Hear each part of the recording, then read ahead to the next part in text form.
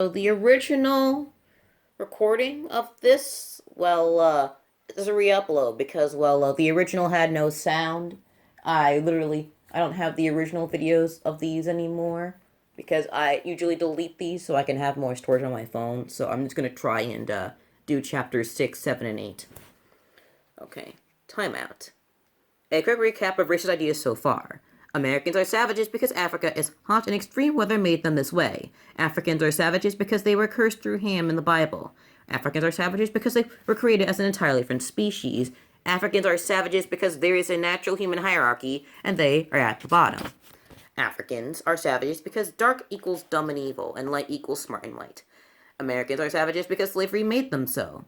Africans are savages. Note, you will see these ideas repeated over and over again throughout this book. But that's not a pretty good reason for you to stop reading, so don't even try. Chapter 7, Timon. Africans are not savages. And now, Chapter 8, Jefferson's Notes. This is the longest one. Those two just took like a whole bunch of... Those two just took like a minute to do.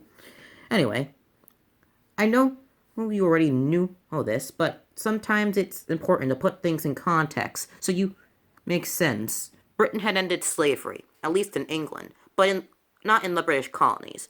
America refused to do so. Britain looked at America as dumb. America said, "Mind your business, Britain." Britain said, "You are my business, America." America said, "Well, we can change that."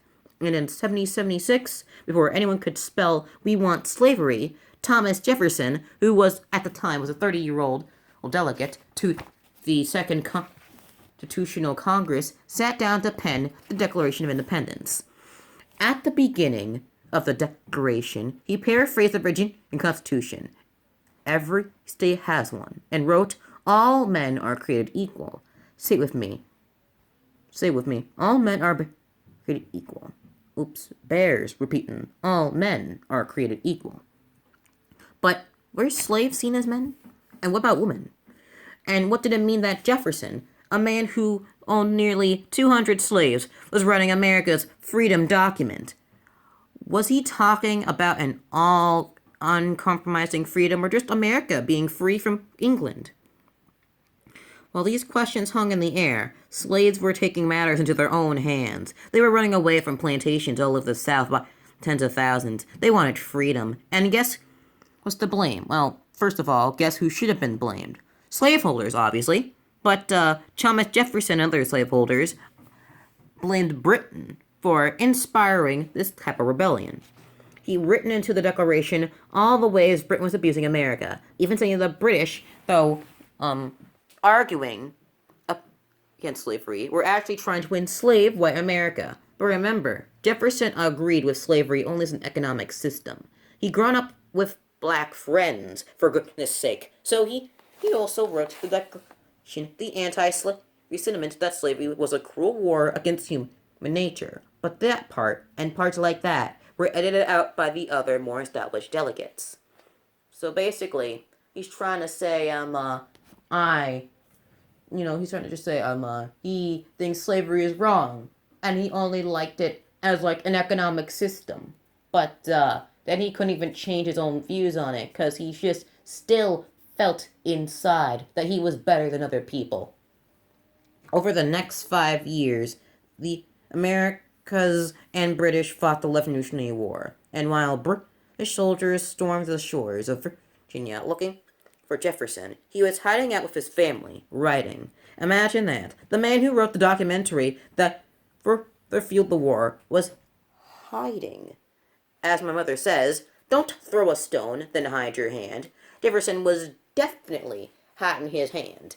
But he'd show up directly after, because while hiding from capture, he decided to answer a series of questions, and writing from a French diplomat who basically collected information about America, because America was becoming America. And instead of just answering the questions, Jefferson decided to flex his muscle, to tell his truth. He titled his book of answers, Note on the State of Virginia. In it, he expressed his real thoughts on black people. Oh no. He said that they should have been assimilated because they were inferior by nature. Oh no. said that they should have felt love more, but pain less. Oh no. That they aren't reflective and operated only on instincts. Yikes. That the freedom of slaves would result in the extermination of one of the races, i.e., a race war. Oh, poop. And the answer to the problem of slaves is that they should be sent back to Africa. So much for his black friends, huh? The ones who he known to be intelligent blacksmiths, shoemakers, bricklayers,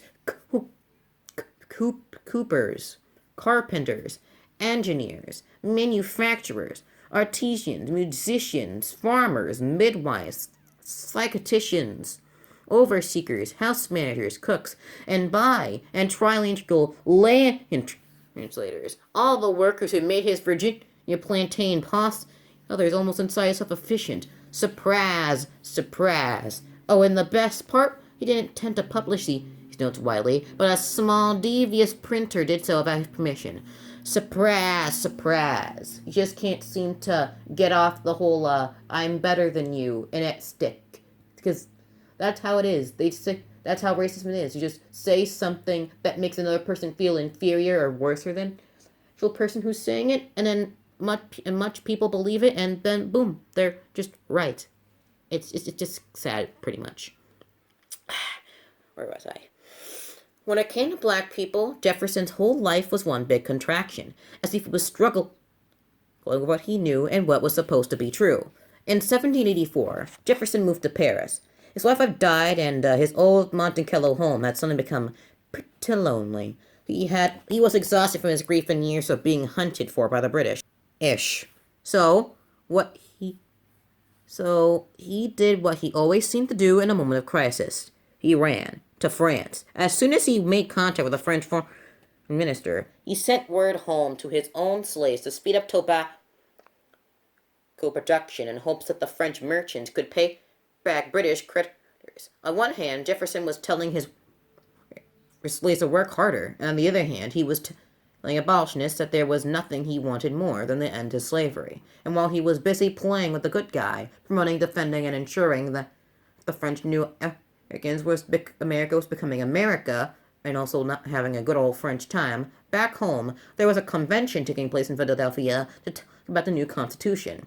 Turns out, Jefferson's declaration resulted in years of violent struggle with the British, but most important, is exploited a weak American government. So this Constitution was supposed to solidify it, but before it was set in stone, there could be a set of compromises.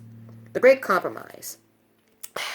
This one created the House and the Senate, 2 senators per state, House of Representatives based on population. The bigger the population, the more representatives each state could have to fight for its own interests. This caused issues, specifically between southern states and northern states, because they aren't sure how to count slaves. It leads to the 3/5 issue. The South wanted to play sides for both the fence. On one hand, they didn't want to count slaves as people, but instead wanted to count them as property, because the greater the population, the more taxes you have to pay. But on the other hand, they needed more population, because the greater the population, the more representation they got, and with more representation came more power. And then the North was like, nope, slaves can't be human, because the North didn't have as many slaves, and therefore couldn't risk letting the South have more power. So the compromise was to create a fraction. Every 5 slaves equaled 3 humans. So just to do the math, they're like saying if there were like 15 slaves on the room, they only counted as only 9 people. This is a Mayan equation worked for both the assimilation and segregationists because it fit right into the argument that slaves are both human and subhuman, which they both agreed on. The assimilationists, the 3/5 rule allows them to argue that someday slaves might be able to achieve 5/5 wholeness, whiteness one day. And for segregationists, it proved that slaves were mathematically wrenched. Segregationists and assimilationists may have had different intentions, but both of them agreed that black people were inferior, and just that agreement, they shared bond, allowed slavery and racist ideas to be permanently stamped into the foundation documentation of America. And while that was going on, Jefferson was in France, chillin', that is, until the French Revolution broke out. At first, he didn't mind the French unrest. If anything, it made him happy to know America wasn't the only warring country. but then it spilled into Haiti. That was a problem, a big problem. In August 1791, close to 500,000 enslaved Africans in Haiti rose up against French rule. It was a revolt like nothing anyone had ever seen. A revolt that the Africans in Haiti used. And because of that victory, Haiti would become the Eastern Hemisphere symbol of freedom, not America. And what made that frightening to every American soldier? Thomas Jefferson's son was that they knew that the Haitian Revolution would inspire their slaves to also fight back. And that is chapter 8.